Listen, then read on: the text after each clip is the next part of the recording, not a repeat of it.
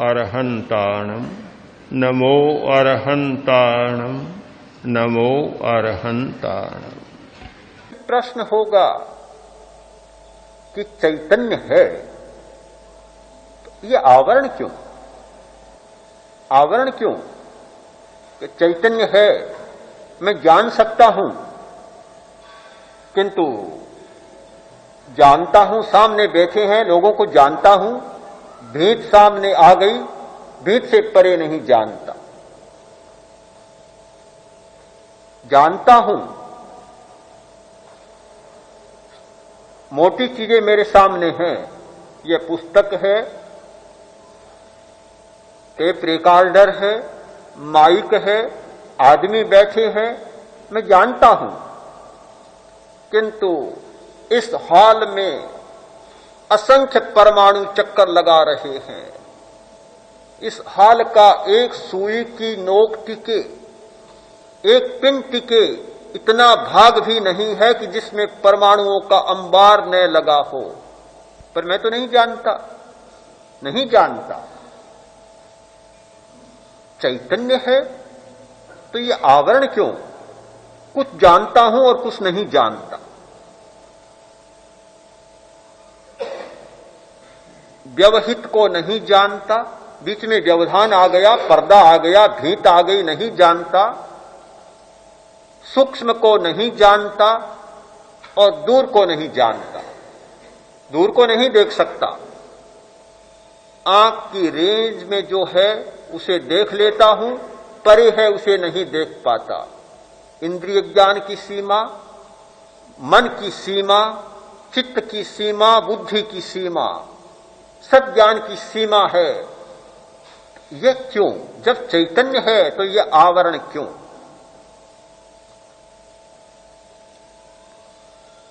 यह आवरण कैसे मिटे? प्रश्न खड़ा होगा। जब सुख है, आनंद है, तो बाधा क्यों? बाधा आती है। रोग हो गया, सुख नहीं रहा। मन की उलझन कोई आई, सुख नहीं रहा। गुस्सा आ गया, सुख नहीं रहा। ये क्यों? सुख निर्वाध क्यों नहीं? अव्याहत क्यों नहीं? अनाबाद सुख क्यों नहीं? प्रश्न होगा। शक्ति है तो शक्ति स्खलित हो जाती है। एक काम करने की शक्ति है और दूसरा काम करने की शक्ति नहीं है। शक्ति में कितनी स्खलनाएं होती है। एक आदमी भार उठा सकता है, एक मन भार उठा लेता है, 5 मन भार नहीं उठा सकता।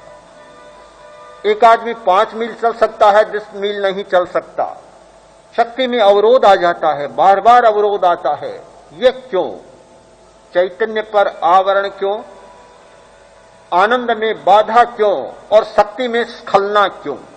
ये तीनों प्रश्न सामने उपस्थित होते हैं।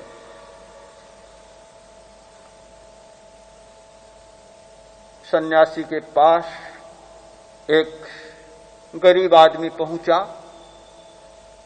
करुणा के भाव में, याचना की मुद्रा में बोला, बाबा कुछ दो, बड़ा दुखी हूं, कुछ दो। सन्यासी ने कहा, मेरे पास मांगने आया है, मैं क्या दूंगा? मेरे पास पैसा नहीं, तुझे क्या दूंगा? कि नहीं, आप दे सकते हैं, आप दें। सन्यासी ने काफी टालने का प्रयत्न किया, पर वह भी पक्का पाहुना था, टला नहीं, जमकर बैठ गया कि देना ही होगा। तो सन्यासी ने एक डिबिया दी, ले जाओ। उसने कहा कि डिबिया का क्या करूं? इसमें क्या है? खोलो। खोला तो एक कपड़ा, कपड़े को हटाओ तो भीतर एक पत्थर। बोला, बाबा पत्थर का क्या करूं? सन्यासी बोला, पत्थर नहीं है, पत्थर नहीं है, यह पारस मणि है, ले जाओ। क्या होगा? कि लोहे को छुआओ, सोना बन जाएगा। मन तो आपका भी चलता है कि कोई ऐसा सन्यासी मिले कि कोई ऐसी डिबिया पकड़ा दे। मन तो चलता है, बात सुनते ही मन चल जाता है। आदमी लोहे को भी नहीं छोड़ता, और सोना बनाने वाली बात सामने आ जाए, ऐसी कीमिया कोई सामने आए, ऐसा पारसमणि कोई मिल जाए, तो अभी तो जाग रहे हैं, सुन रहे हैं, सावधान मुद्रा में हैं, शायद नींद में भी जाग उठे। बड़ा ललचाया, दिव्या को लिया, पर फिर मन में एक विकल्प उठा। बोला, बाबा बात समझ में नहीं आई। यदि इस पारसमणि से लोहा सोना बन जाए तो ये आपकी दिव्या भी सोना बन जाती। तर्क बिल्कुल उचित था, बिल्कुल तर्क ठीक था कि पारसमणि से अगर लोहा सोना बने तो आपकी दिव्या सोना की क्यों नहीं बने। सन्यासी ने कहा, ठीक कहते हो तुम, बुद्धिमान आदमी हो, बिल्कुल ठीक कहते हो, पर यह दिव्या इसलिए सोने की नहीं बनी कि पारसमणि और लोहे की दिव्या के बीच में एक आवरण पड़ा है। यह कपड़े का आवरण है, इस कपड़े को हटाओ, तुम इस आवरण को हटाओ, फिर देखो। कपड़ा हटाया, दूर किया, और जैसे ही पारस ने दिव्या को छुआ और दिव्या सोने की बन। बंधुओं, और कुछ नहीं करना है, समाधि के लिए और कुछ नहीं करना है, केवल आवरण को हटाना है। आवरण को हटाना है। पारसमणि हर व्यक्ति के पास है, हर व्यक्ति के पास है, मेरे पास भी है और आपके पास भी है। पारसमणि की दिव्या हमारे पास है, किंतु एक कपड़े का आवरण बीच में आया हुआ है, एक पर्दा बीच में आया हुआ है। पर्दा केवल महिलाओं का पर्दा नहीं, पुरुषों के भी मुंह पर पर्दा है। लोग तो ये समझते हैं कि महिलाएं पर्दा करती है, घूंघट करती है, पर मुझे बताएं तो सही कि कौन आदमी ऐसा है जिसके मुंह पर पर्दा नहीं है। कितना गहरा पर्दा, कितना आंखों पर पर्दा कि हम जानते हुए भी नहीं जानते और देखते हुए भी सच्चाई को नहीं देखते। कितना गहरा पर्दा। आवरण हट जाए तो हर व्यक्ति के पास पारसमणि है और हर व्यक्ति सोना बन सकता है। केवल आवरण को हटाने की जरूरत है।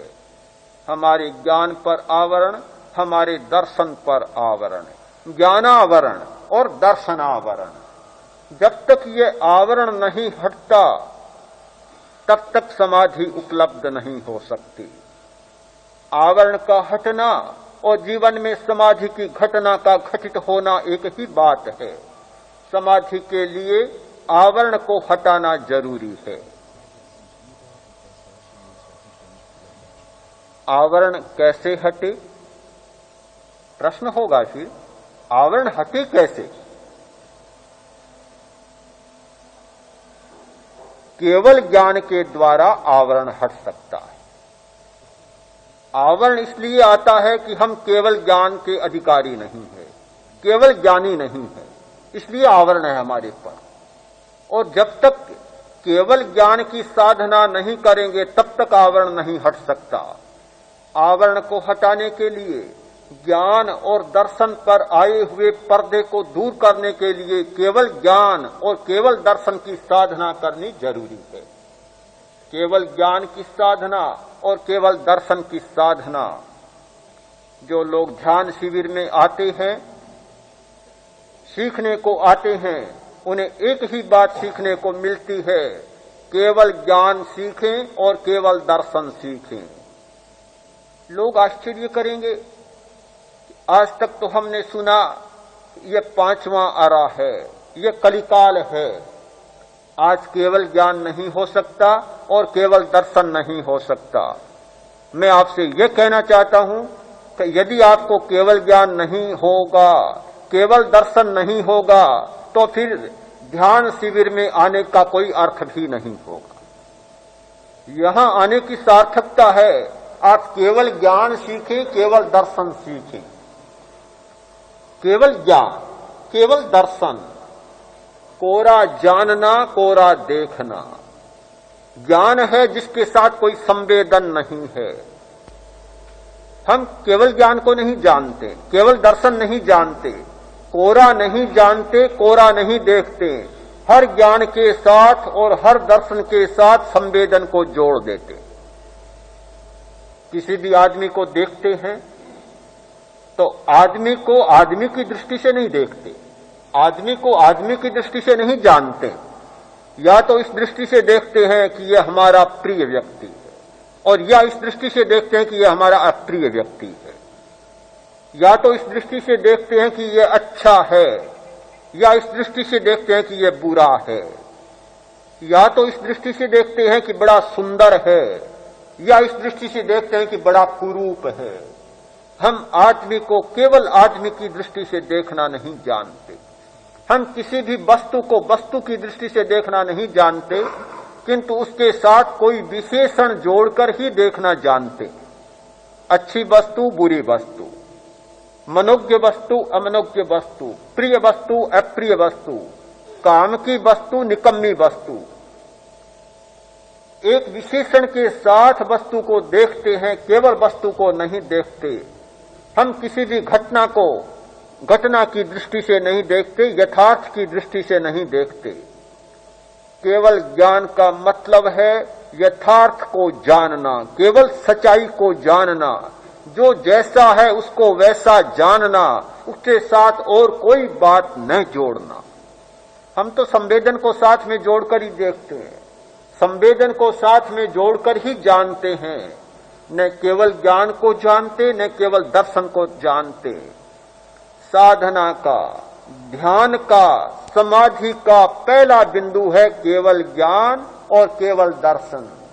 जो व्यक्ति यथार्थ को यथार्थ की दृष्टि से देखना नहीं जानता, सत्य को केवल सत्य की दृष्टि से देखना नहीं जानता, घटना को केवल घटना की दृष्टि से देखना नहीं जानता, उसका आवरण दूर नहीं हो सकता।